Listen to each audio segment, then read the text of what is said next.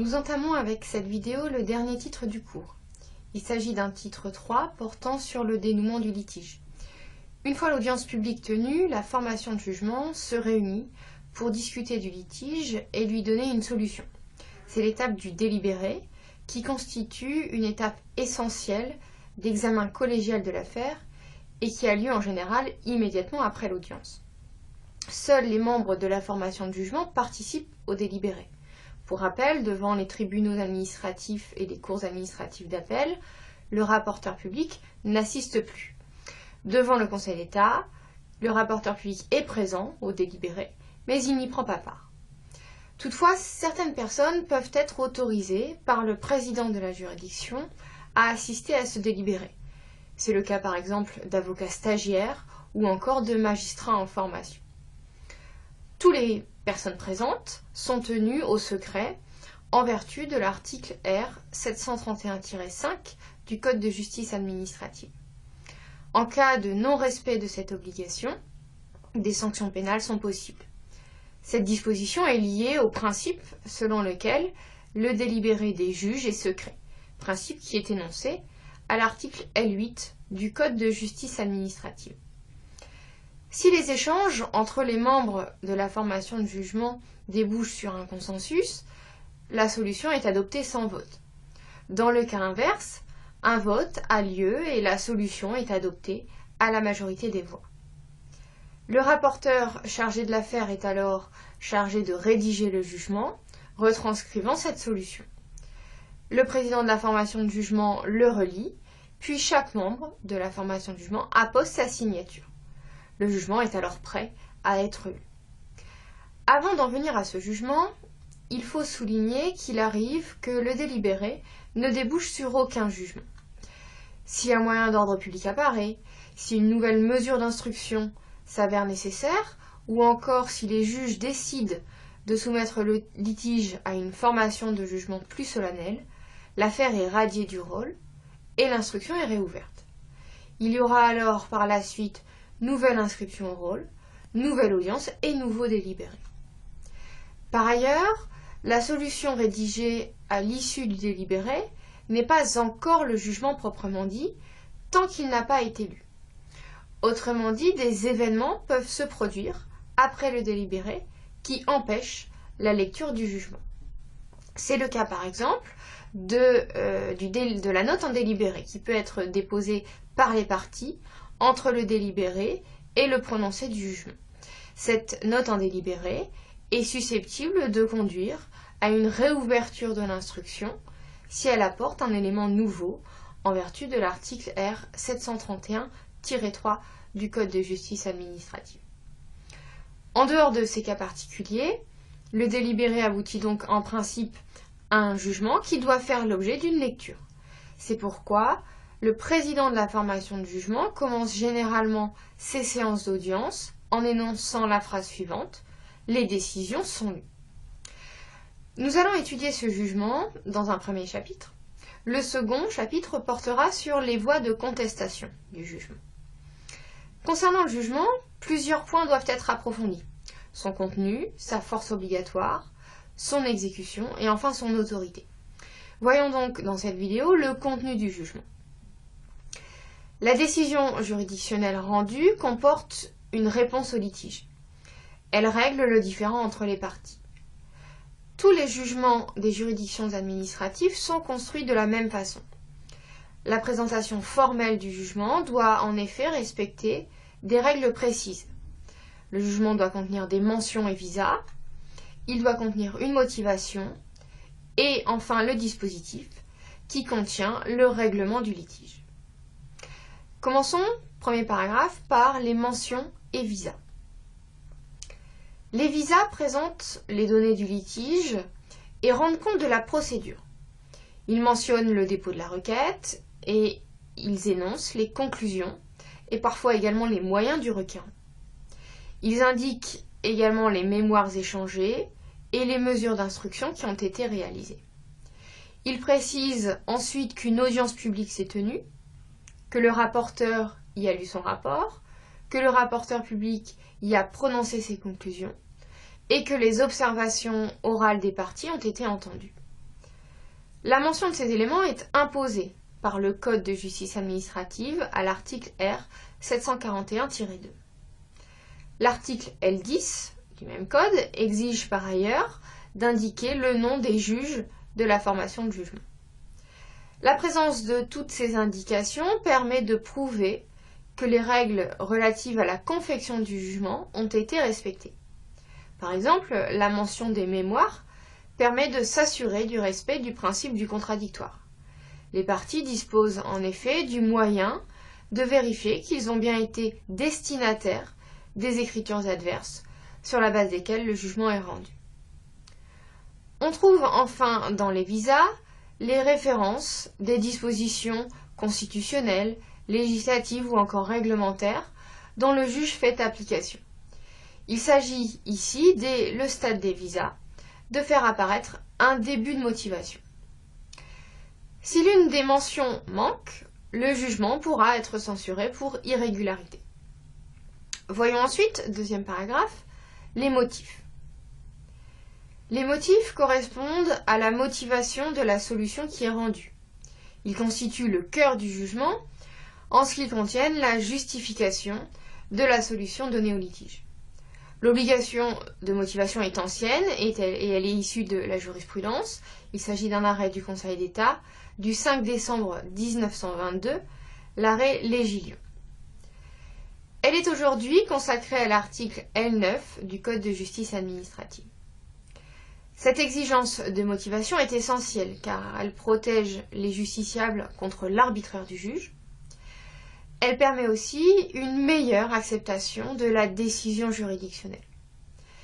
Elle donne en effet les raisons de la solution et permet donc de comprendre cette solution et de convaincre les parties de son bien-fondé. Enfin, dans le cadre de l'appel et de la cassation, la motivation permet au juge supérieur d'opérer son contrôle sur la décision rendue par la juridiction inférieure. À cet égard, le Conseil d'État exige non seulement que la motivation existe dans le jugement, mais qu'elle soit aussi suffisante et cohérente. Il censure ainsi l'insuffisance de motivation et la contradiction de motifs.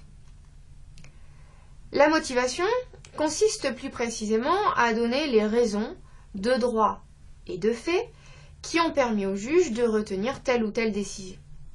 C'est dans cette motivation que le juge administratif examine les moyens des parties. En effet, la motivation constitue en fait une réponse aux moyens des parties.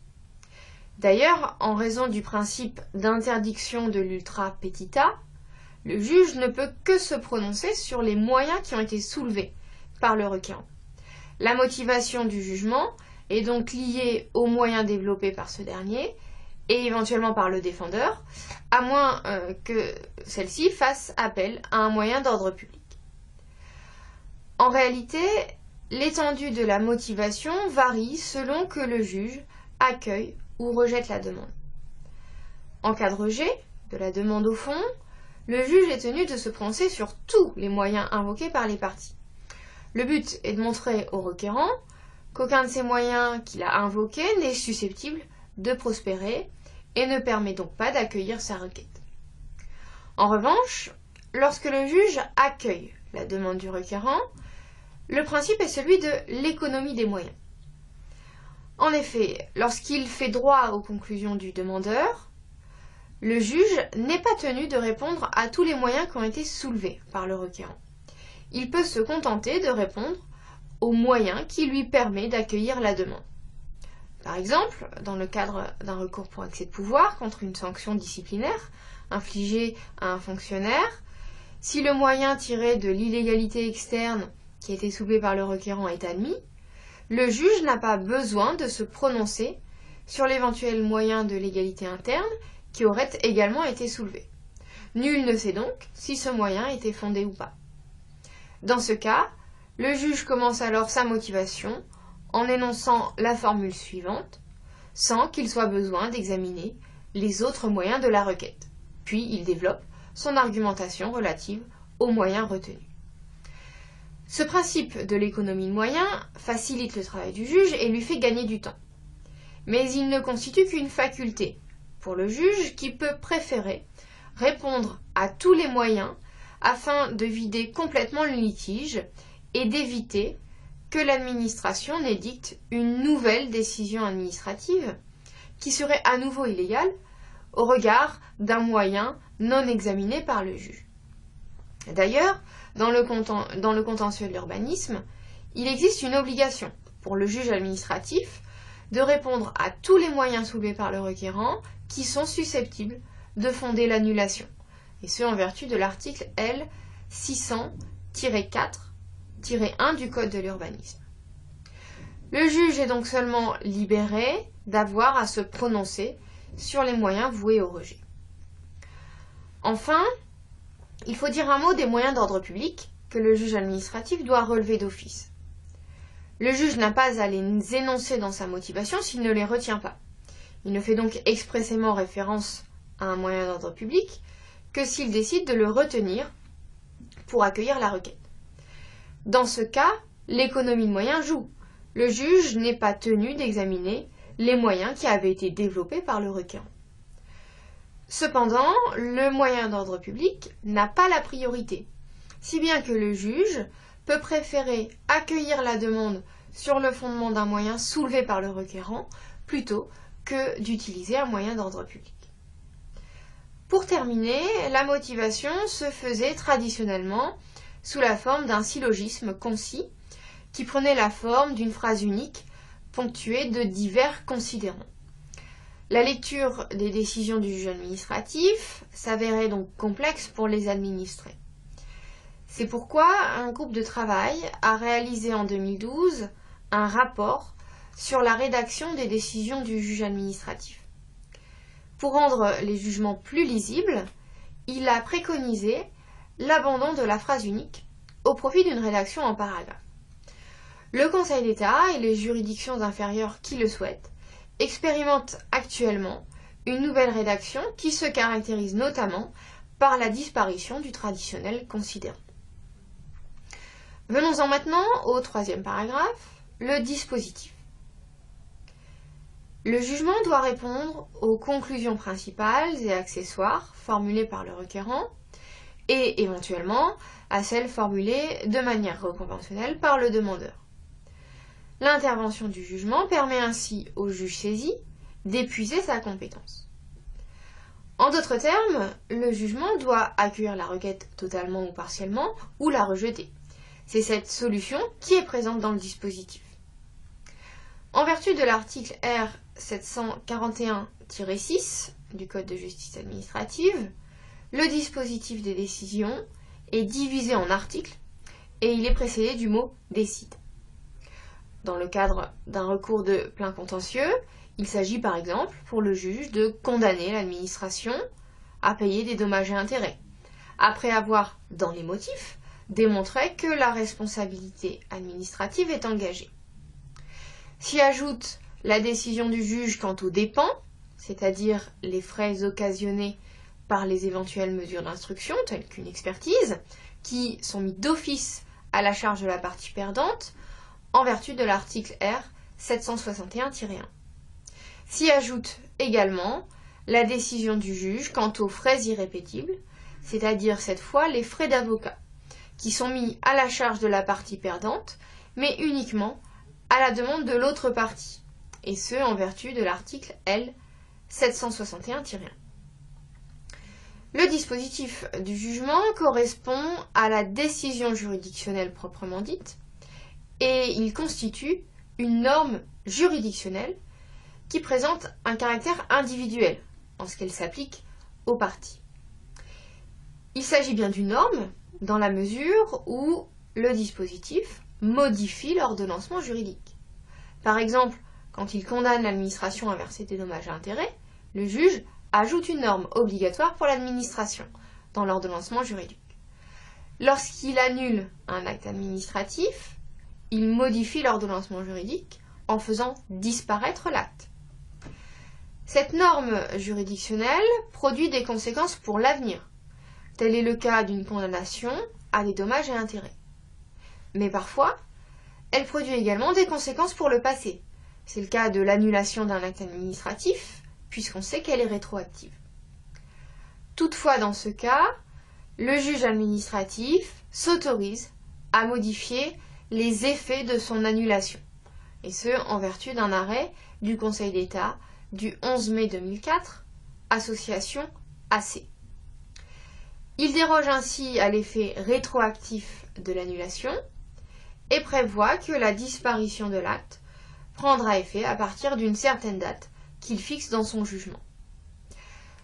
Il le décide en fonction des inconvénients de la rétroactivité pour les intérêts publics ou privés en jeu et au regard des inconvénients d'une éventuelle modulation qui constitue nécessairement une atteinte au principe de l'égalité. Le juge doit donc faire un bilan et choisir la modulation s'il estime que les conséquences de la rétroactivité sont manifestement excessives. Pour terminer, une précision s'impose pour éviter les confusions. La décision juridictionnelle peut aussi contenir une norme jurisprudentielle. C'est le cas par exemple quand le juge dégage dans un arrêt un principe général du droit. Cette norme jurisprudentielle est quant à elle contenue dans le corps même du jugement, plus précisément dans les motifs.